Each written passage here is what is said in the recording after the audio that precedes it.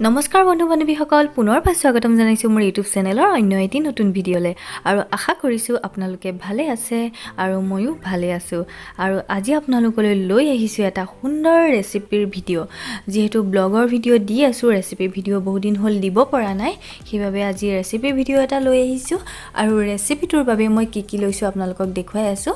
ধুনীয়াকৈ আলু কাটি লৈছোঁ আৰু পিয়াজ লৈছোঁ ধুনীয়াকৈ কাটি সৰু সৰুকৈ আৰু আদা নহৰু পেষ্ট ধুনীয়াকৈ বনাই লৈছোঁ আৰু কেইটামান পকা জলকীয়া লৈছোঁ আপোনালোকে কেঁচা জলকীয়াও ল'ব পাৰে আৰু লং ইলাচি ডালচিনি ধুনীয়াকৈ অকণমান খুন্দি লৈছোঁ আৰু এই বাতিটোত লৈছোঁ শুকান মছলা ইয়াতে আছে নিমখ আছে হালধি আছে জিৰা ধনিয়া আছে আৰু অকণমান কাশ্মীৰী ৰেড চিলি পাউডাৰ আছে কাশ্মীৰী ৰেড চিলি পাউডাৰটো আপোনালোকে যদি দিব নিবিচাৰে তেনেহ'লে নিদিলেও হ'ব এইটো আচলতে মই কালাৰৰ বাবে দিছোঁ এতিয়া মই কেৰাহী এখন গৰম হ'বলৈ দিছোঁ আৰু কেৰাহীখন গৰম হোৱাত ইয়াতে মই মিঠাতেল দি লৈছিলোঁ আৰু মিঠাতেলখিনি গৰম হোৱাত ইয়াতে মই ধুনীয়াকৈ কাটি থোৱা পিঁয়াজখিনি মই ইয়াতে ধুনীয়াকৈ দি লৈছোঁ আৰু পিঁয়াজখিনি আপোনালোকে নিজৰ ইচ্ছামতে কাটি ল'ব মই মিহি মিহিকৈ ধুনীয়াকৈ কাটি লৈছোঁ কাৰণ মই এইদৰে মাংস বনালে পিঁয়াজ এইদৰে কাটিলে মানে বিশেষকৈ খাহী মাংস বনালে মই ইয়াতে এনেকৈ পিঁয়াজ কাটি দি মই খুব ভাল পাওঁ আৰু গ্ৰেভিটো ধুনীয়া হয় সেইবাবে মই মিহিকৈ চাপাৰত আচলতে কাটি লৈছোঁ পিঁয়াজখিনি আপোনালোকে ইচ্ছা কৰিলে হাতেৰেও কাটিব পাৰিব আৰু পিঁয়াজখিনি এতিয়া ধুনীয়াকৈ অকণমান ৰঙচুৱাকৈ ভাজি হোৱাৰ পিছত এতিয়া আদা নহৰু পেষ্টখিনিও দি দিছোঁ আৰু জলকীয়াখিনি মই গোটাকৈ দিছোঁ আৰু লং ইলাচি ডালচেনিখিনিও দি দিছোঁ আৰু জলকীয়াখিনি মই গোটাকৈ এইবাবে দিছোঁ যিহেতু মোৰ ছোৱালী আছে তাই জ্বলা খাব নোৱাৰে সেইবাবে এইদৰেই দি দিছোঁ আমাৰ মন গ'লে আমি নিজে ভাঙি খাই ল'ম কাৰণ তাইৰ কাৰণে এতিয়া চব্জি বনালেও বা তৰকাৰী বনালেও মই জ্বলা দিব নোৱাৰোঁ তাইৰ কাৰণে আৰু বেয়াও লাগে তাই ভালকৈ খাব নোৱাৰিব আৰু আমিতো জ্বলা খাওঁ কিন্তু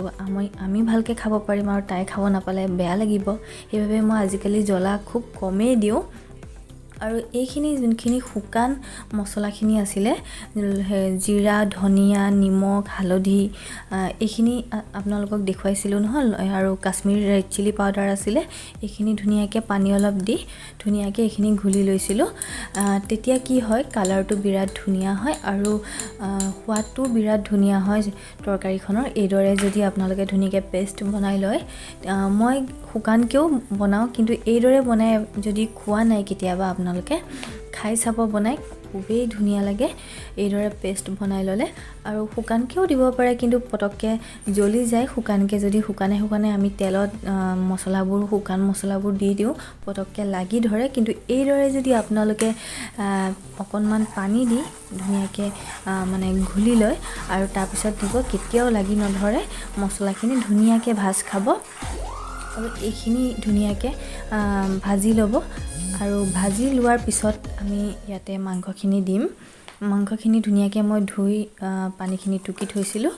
এতিয়া ইয়াতে মছলাখিনি ভাজি হোৱাৰ পিছত মই ইয়াতে মাংসখিনি দি দিছোঁ আৰু এতিয়া মাংসখিনি মই ধুনীয়াকৈ লৰাই দিম